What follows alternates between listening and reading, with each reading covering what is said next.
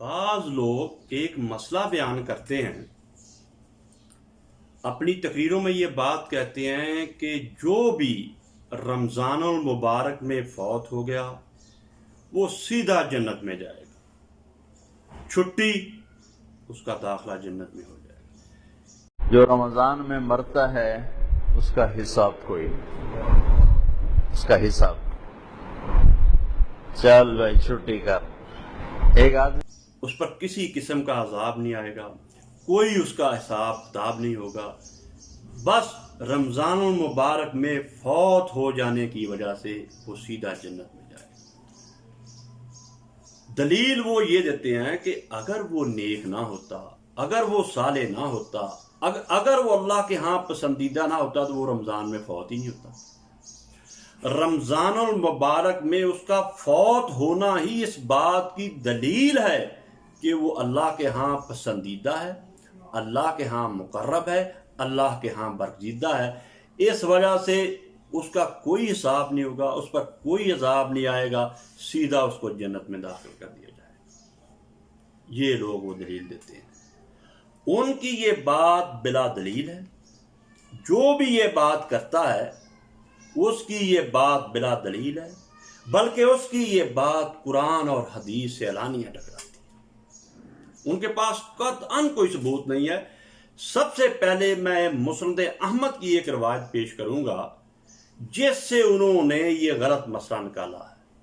बात कुछ और थी, बना उन्होंने कुछ और डाली। बात यह थी कि रसूल अक़दस सल्लल्लाहु अलैहि वसल्लम की तरफ एक रवायत मंसूब की जाती है, एक हदीस आपसे मंसूब की जाती है कि आपने फरमाया मन साम यौमन इब्तिगाअ वजहिल्लाहि खुतिमा लहू बिही दाखिलल जन्नह, कि जिस आदमी ने रोज़ा रखा और वो रोज़े की हालत में मर गया, उसका खात्मा इस हालत में हुआ कि वो रोज़े की हालत में था, वो जन्नत में जाए।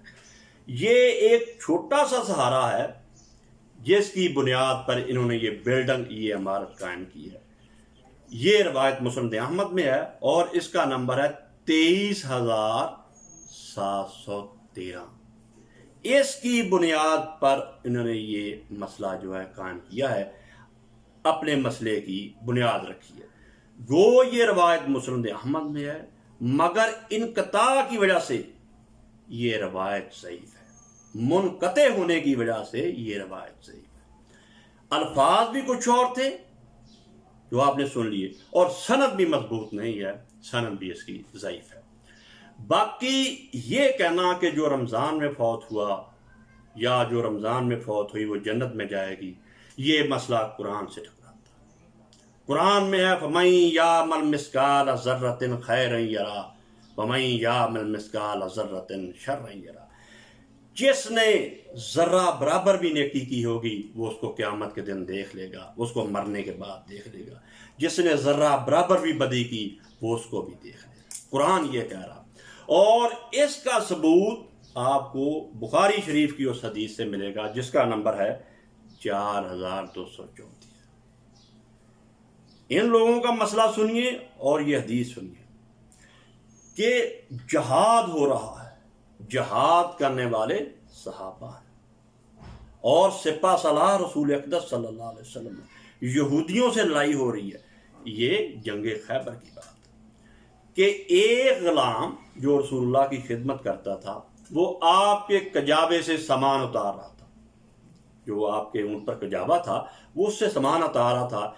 इसी दौरान कहीं से एक तीर आया जो उसके हलक पे लगा और वहीं ढेर हो गया। जब वो ढेर हो गया तो सहाबा एक दूसरे को मुबारकबाद देने लगे, मुबारक हो, शहादत मुबारक, शहादत मुबारक। तो आपने कहा ना ना ना, मुबारक ना दो, ये जन्नत में नहीं है, ये इस वक्त दोज़ख की आग की लपेट में है, ये दोज़ख में है और आग इस पर छाई हुई है। फिर आपने बताया कि जब बैतुल माल का सामान इकट्ठा हुआ था उसमें से इसने एक चादर चुरा ली। वही बात कि जिसने ज़र्रा बराबर नेकी की वो उसको भी देखेगा, जिसने ज़र्रा बराबर बदी की उसको भी देखेगा। इस रवायत से, बुखारी की इस हदीस से वाज़ेह हो जाता है कि हर आदमी को अपने अमाल का पूरा पूरा हिसाब देना पड़ना। पूरी आपने बात सुन ली कि جہاد ہو رہا ہے، سپہ سالار رسول اللہ ہے، آپ کے ساتھ صحابہ کی جماعت ہے، ان میں سے ایک شخص نے چوری کی تو آپ نے کہا ایک چھوٹی سی چادر جو آج کے دور میں چند روپے کی ہوگی اس کی وجہ سے یہ آگ کی لپیٹ میں۔ تو یہ مسئلہ میرے بھائی آج واضح ہوا کہ آدمی رمضان المبارک میں فوت ہو یا رمضان المبارک کے علاوہ کسی مہینے میں فوت ہو، اس کو پورا حساب دینا پڑے گا۔ حساب دینے کے بعد ہی اس کو اس کا پرمٹ جاری کیا جائے گا، وہ جنت ہوگا یا دوزخ۔ ایسی جھوٹی خوشخبریوں پر نہیں بیٹھنا چاہیے۔ امتحان کی تیاری کرو، اللہ کے ہاں ہر چیز کا پورا تولا جائے گا بعد میں۔ اللہ ہمارا حامی ناصر۔